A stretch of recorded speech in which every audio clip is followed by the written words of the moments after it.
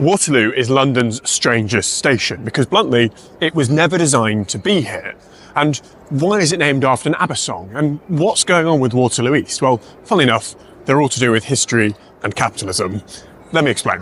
In 1938, the London and South Western Railway opened, running between Southampton and Nine Elms. Their mission was to get the good people of Southampton to the centre of London while making a ton of cash. And if you've not been to Nine Elms, in 1838, it wasn't the centre of London. And some would argue it's still not the centre of London today, but their plan was to edge closer and closer. So in 1848, they opened up Central Station, Waterloo as we now know it, and spoilers, that's still not the centre of London. And they knew this, so Waterloo was meant to be a temporary station. And over the next 50 years, they sort of just add extra stations on. You've got Windsor Station, Cyprus Station, Khartoum Station, and of course, the Necropolis Railway Station, a literal station to take dead bodies to Brookwood Cemetery. But that is a different video. Let me know in the comments if you want me to make something on that. But all of ththese different platforms and stations were connected by these dark, dingy corridors. It was an utter mess. All because London and South Western were still trying to extend the line over the river into the city, where all the money was. Stop trying to make the extension into the city of London happen. But then does that explain Waterloo East? It was another station added to Waterloo Station. No.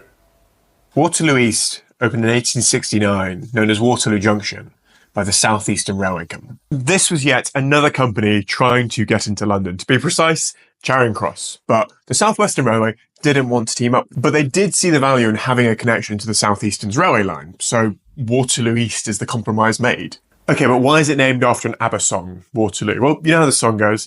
At Waterloo, Napoleon did... So he didn't surrender at Waterloo. He surrendered almost a month later at Ile-d'Aix. So ABBA lied, and I also lied, because the station is named after the bridge, which is named after the Battle of Waterloo.